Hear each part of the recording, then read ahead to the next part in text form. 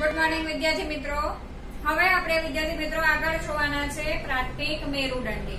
પ્રાથમિક મેરુદંડીને સમજતા પહેલા આપણે સમજવું પડે કે વિદ્યાર્થી મિત્રો મેરુદંડ એ શું છે, બરાબર। મેરુદંડ શું છે વિદ્યાર્થી મિત્રો? તો મેરુદંડ જે છે એ પૃષ્ઠવંશી સજીવોને મેરુદંડ એટલે કે પૃષ્ઠભાગે આવેલ દંડ જેવી રચના છે કે જે શરીરને શું આપે છે? આધાર આપે છે।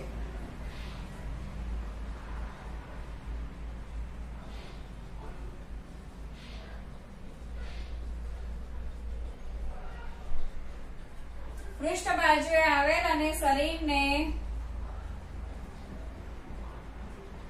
આધાર આપતી દંડ જેવી રચનાને શું કહેવામાં આવે છે? મેરુદંડ કહેવામાં આવે છે। હવે મેરુદંડ જે છે વિદ્યાર્થી મિત્રો તે દરેક સજીવની અંદર આજીવન જોવા મળતો નથી। કેટલાકની અંદર એ મેરુદંડ થોડા આગળના ભાગમાં જ જોવા મળે છે, એટલે કે જીવનની અમુક અવસ્થા સુધી જ જોવા મળે છે અને અમુક ભાગમાં જ જોવા મળે છે। કેટલાકની અંદર આજીવન જોવા મળે છે, શીર્ષથી પૂંછ સુધી એટલે કે પૂંછડી સુધી જોવા મળે છે। જ્યારે કેટલાક સજીવોની અંદર એ મેરુદંડ જે છે એ આજીવન પણ જોવા મળે છે અને એ મેરુદંડનું રૂપાંતરણ આગળ જતા કરોડ સ્તંભની અંદર થાય છે। તો જે સજીવની અંદર પ્રાથમિક કક્ષાનું મેરુદંડ જોવા મળે છે એટલે કે આજીવન જોવા મળતું નથી તેવા સજીવોને શાના તરીકે ઓળખવામાં આવે છે? તો પ્રાથમિક મેરુદંડી સજીવ તરીકે ઓળખવામાં આવે છે। તો હવે જોઈએ આપણે કે પ્રાથમિક મેરુદંડી સજીવો એટલે શું? તો એ દ્વિપાર્શ્વ શું ધરાવે છે?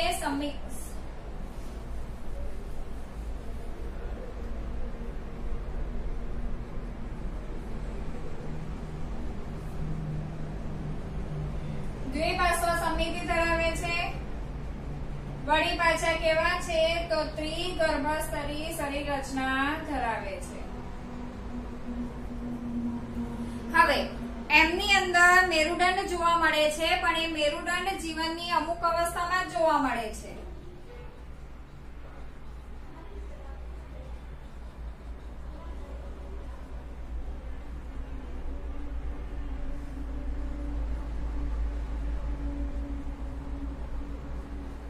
મેરુદંડ શું છે? તો પૃષ્ઠ બાજુએ ચેતાતંત્રને અલગ પાડતી રચના છે અને પ્રચલનની સરળતા માટે સ્નાયુ સાથેના જોડાણ માટેની શું પૂરી પાડે છે? રચના પૂરી પાડે છે।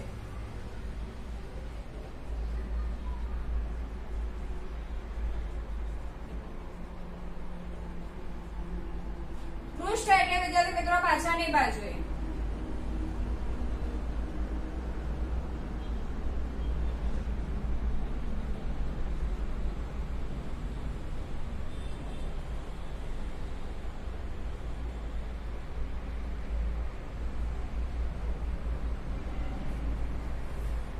જોઈએ। હવે આ જે પ્રાણીઓ છે એટલે કે પ્રાથમિક મેરુદંડી સજીવો છે એની અંદર જીવનની બધી જ અવસ્થા સુધી આ મેરુદંડ હાજર રહેતો નથી।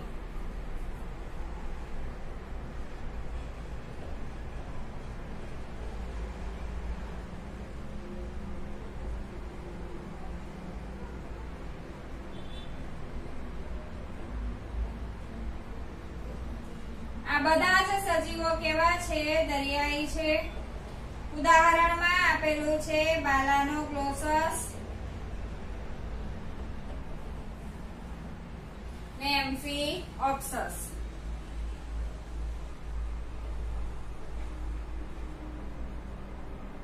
તો આ જે સજીવો છે એની અંદર મેરુદંડ જે છે તે જીવનની અમુક અવસ્થામાં જ જોવા મળે છે, એટલે કે બધી જ અવસ્થામાં મેરુદંડ હાજર રહેતો નથી। ચેતાતંત્રને અલગ પાડતી રચના છે કોણ? તો મેરુદંડ। અને પ્રચલન માટે સ્નાયુઓને શું પૂરું પાડે છે? સરળતા પૂરી પાડે છે। અને બીજા સજીવો છે કે જેને આપણે કહીએ છીએ પૃષ્ઠવંશી સજીવો. વિદ્યાર્થી મિત્રો, આપણે જે બધા સજીવો છે એ કેવા છે તો પૃષ્ઠવંશી. પૃષ્ઠવંશી સજીવની શરીર રચના કેવી છે? જટિલ છે. અને એની અંદર મેરુદંડ જીવનના અંત સુધી રહે છે અને એ મેરુદંડનું રૂપાંતરણ કોની અંદર થાય છે તો કરોડ સ્તંભની અંદર થાય છે. તો આ બધા જે આપણે વાત કરીએ, હવે આપણે વાત કરવાની છે પૃષ્ઠવંશી સજીવોની આપણે ચર્ચા કરીએ.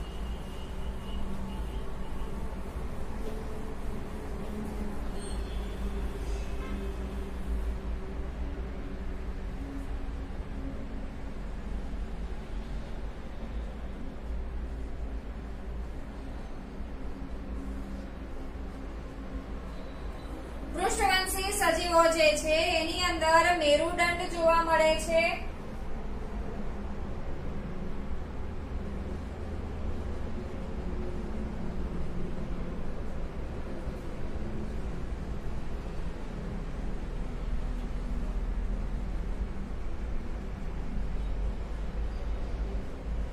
જીવનના અંતકાળ સુધી શું જોવા મળે છે? મેરુદંડ જોવા મળે છે.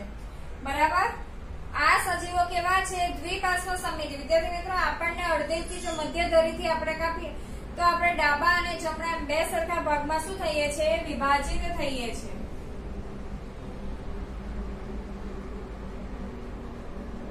દ્વિપાર્શ્વ સમમિતિ. બીજું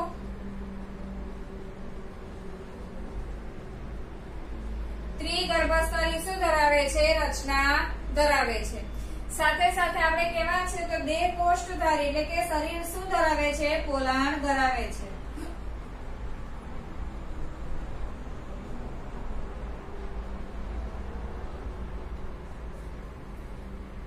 આગળ વાત કરી ગયા તેમ કે પૃષ્ઠવંશી સજીવો કેવી રચના ધરાવે છે તો જટિલ શરીર રચના ધરાવે છે. હવે આપણે જોઈએ તો પૃષ્ઠવંશી સજીવોને 5 ભાગમાં શું કરવામાં આવે છે? વિભાજિત કરવામાં આવે છે.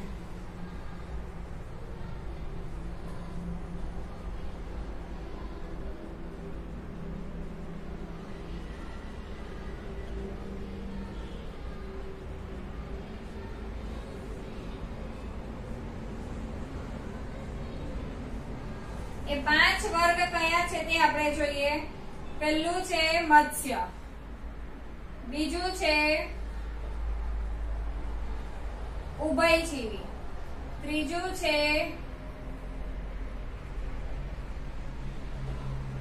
સરીસૃપ, ચોથું છે વિહંગ અને પાંચમું છે સસ્તન. હવે આપણે મત્સ્ય, ઉભયજીવી, સરીસૃપ, વિહંગ અને સસ્તન આ 5 વર્ગોનો આપણે શું કરવાનો છે? અભ્યાસ કરવાનો છે. તો પૃષ્ઠવંશી સજીવની અંદર મેરુદંડ જોવા મળે છે આજીવન અને એ મેરુદંડનું રૂપાંતરણ શેમાં થાય છે તો કરોડ સ્તંભમાં થાય છે. વિદ્યાર્થી મિત્રો, આપણે જોઈએ તો પૃષ્ઠ બાજુએ શું આવેલું છે? કરોડ સ્તંભ આવેલું છે. કરોડરજ્જુ આપણે કહીએ છીએ ને, કરોડ સ્તંભ જે છે એની અંદર શું આવેલું છે? કરોડરજ્જુ આવેલું છે. તો હવે આપણે ચર્ચા કરવાની છે મત્સ્ય સમુદાયની ચર્ચા કરીએ.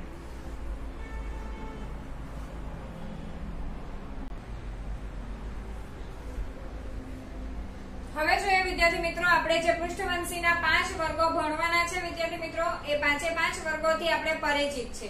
તો આપણે એના જે સજીવોને આપણે ધ્યાનમાં રાખીને શું લખવાના છે? મુદ્દા લખવાના છે. હવે મત્સ્ય એટલે શું છે વિદ્યાર્થી મિત્રો? માછલી. માછલી આપણને ક્યાં જોવા મળે તો પાણીમાં જોવા મળે. તો એ ખારા પાણીમાં પણ જોવા મળે છે અને મીઠા પાણીમાં પણ જોવા મળે છે. એટલે કે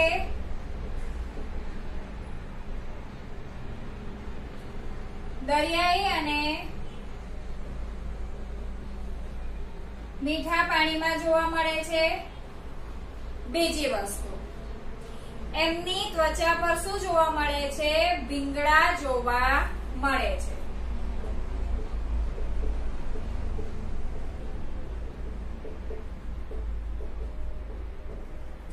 તરવા માટે શું હોય છે વિદ્યાર્થી મિત્રો? તો આપણને બધાને ખબર છે કે મીન પક્ષ હોય છે અથવા તો એ તરવા માટે કોનો ઉપયોગ કરે છે? પૂંછડીનો.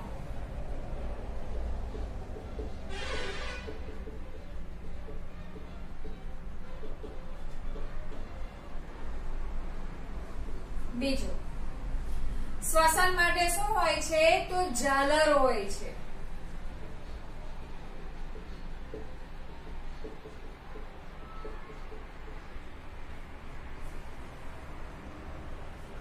બીજું, વિદ્યાર્થી મિત્રો, માછલી પાણીમાં કેમ સહેલાઈથી તરી શકે છે? તો એના શરીરનો આકાર જ કેવો છે? બોટ આકારનો.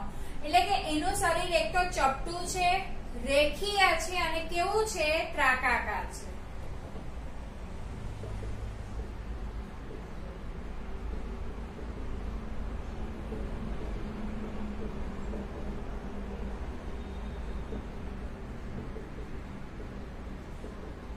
કારણ કે એનું શરીર કેવું છે?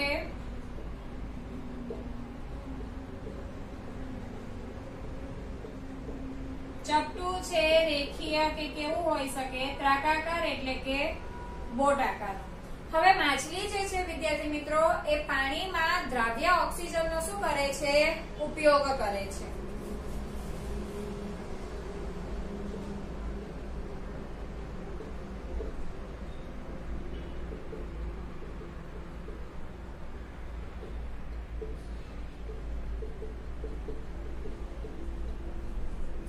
અસમતાપી પ્રાણી છે.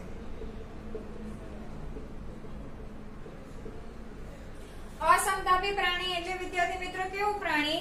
તો વાતાવરણની અંદર જે તાપમાનમાં ફેરફાર થાય છે એ તાપમાનને, શરીરનું તાપમાન એ બંને એક સાથે જાળવી શકતી નથી. એટલે કે બહારના તાપમાન સાથે એ પોતાના શરીરનું તાપમાન જાળવી શકતી નથી.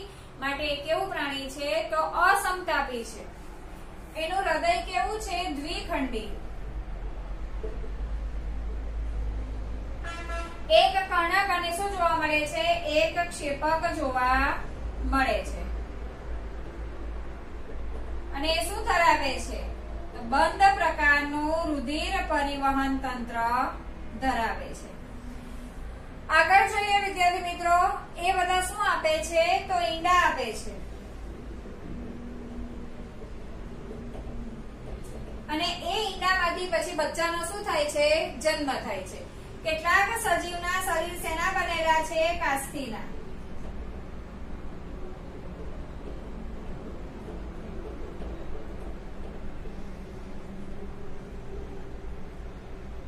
તો કેટલાક મત્સ્યના શરીર શેના બનેલા છે? અસ્થિના બનેલા છે. ઉદાહરણ છે વિદ્યાર્થી મિત્રો, કાસ્થીનામાં શાર્ક છે, સ્ટિંગરે છે અને ઇલેક્ટ્રિક રે ફિશ. કાસ્થી અને અસ્થિ વિદ્યાર્થી મિત્રો, એમનો અંતઃકંકાલ જે છે હાડકું, એ કાસ્થી કે શું છે? અસ્થિ. કાસ્થી જે છે તે અસ્થિના પ્રમાણમાં થોડી શું છે? નરમ છે, એને વાળી શકાય છે. અસ્થિને વાળી શકાતી નથી. અને કેટલાક સજીવના શરીર અસ્થિના બનેલા છે, તો એની અંદર શું આવે છે? રોહુ, એનાબસ. બરાબર. પછી છે વિદ્યાર્થી મિત્રો ઉડતી માછલી, લાઇન ફિશ. તો વિદ્યાર્થી મિત્રો આપણને બધું જ ખબર છે, આપણને આવડે છે વિદ્યાર્થી મિત્રો કે પાણીમાં રહે છે તો ખારા અને મીઠા બંને પાણીમાં રહે છે. ત્વચા પર ભીંગડા જોવા મળે છે. શ્વસન માટે જલ, તરવા માટે મીન પક્ષનો ઉપયોગ કરે છે. પાણીમાં દ્રાવ્ય ઓક્સિજનનો ઉપયોગ કરે છે. હા, આપણા માટે આ નવું છે કે શું છે? અસમતાપી પ્રાણી છે. તો અસમતાપી પ્રાણી એટલે કે વાતાવરણના તાપમાન સાથે પોતાના શરીરનું તાપમાન જાળવી શકતી નથી. માટે અસમતાપી પ્રાણી છે. શું આપે છે? ઈંડા આપે છે. એમના શરીર કાસ્થીના બનેલા છે, તો કેટલાકના શાના બનેલા છે? અસ્થિના બનેલા છે. તો આ છે વિદ્યાર્થી મિત્રો મત્સ્ય વર્ગ.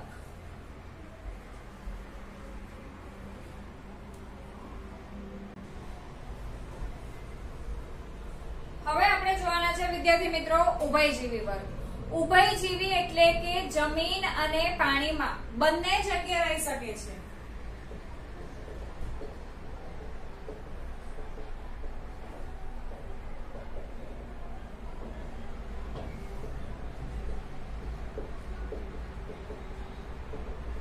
બીજું, ઉભયજીવી જે છે તે મત્સ્ય કરતા કેવા છે? ભિન્ન છે.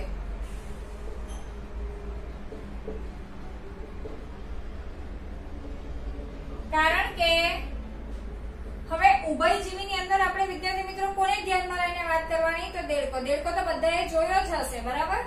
તો દેડકાના શરીર એની સપાટી કેવી હોય છે? તો ચીકણી હોય છે. એના શરીર પર મત્સ્યની જેમ ભીંગડા જોવા મળતા નથી.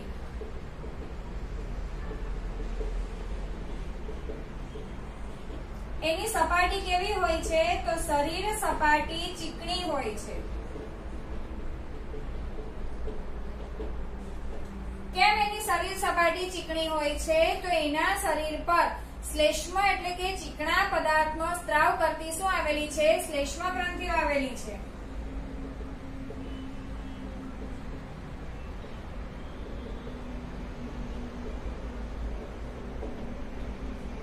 દેડકાનું હૃદય જે છે એટલે કે ઉભયજીવી સજીવનું હૃદય કેવું છે? ત્રિખંડી છે.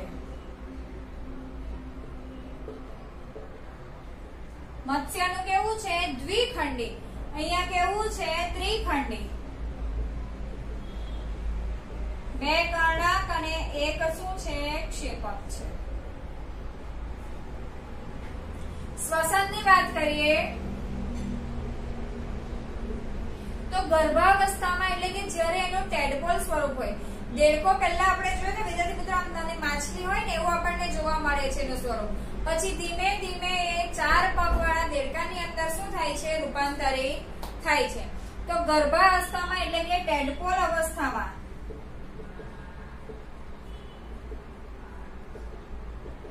શ્વસન એ કોના દ્વારા કરે છે? તો ઝાલર દ્વારા કરે છે. અને પછી પુખ્ત અવસ્થામાં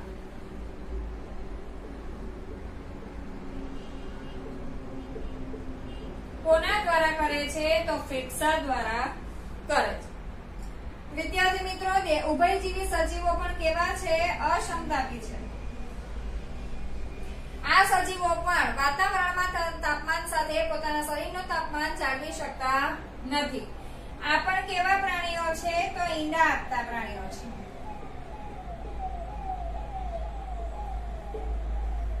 બરાબર? ઉદાહરણ તરીકે આપણે જોઈએ તો વિદ્યાર્થી મિત્રો, દેડકો, ટોડ, સાલામંડર, હાયલા. હાયલા એટલે કે એને આપણે શું કહીએ છીએ? Tree frog. તો આ છે વિદ્યાર્થી મિત્રો ઉભયજીવી સજીવો. આપણે દેડકાને ધ્યાનમાં રાખીને લક્ષણો લખવાના છે. જમીન અને પાણી બંને જગ્યાએ વસે. એના શરીર પર ભીંગડા નહીં જોવા મળે. એની શરીર સપાટી કેવી છે? ચીકણી છે, કારણ કે એના પર શ્લેષ્મ ગ્રંથિ આવેલી છે. બીજું કે હૃદય કેવું છે? ત્રિખંડી છે. ટેડપોલ અવસ્થામાં શ્વસન એ ઝાલર દ્વારા કરે છે. પુખ્ત અવસ્થામાં કોના દ્વારા કરશે? ફેફસા દ્વારા કરશે. ઈંડા આપતા પ્રાણીઓ છે એ પણ અસમતાપી છે. અને ઉદાહરણ તરીકે છે દેડકો છે, સાલામંડર છે, ટોડ છે, ટ્રી ફ્રોગ છે એટલે કે હાયલા. તો આ છે વિદ્યાર્થી મિત્રો ઉભયજીવી સમુદાય, ઉભયજીવી વર્ગ. Thank you.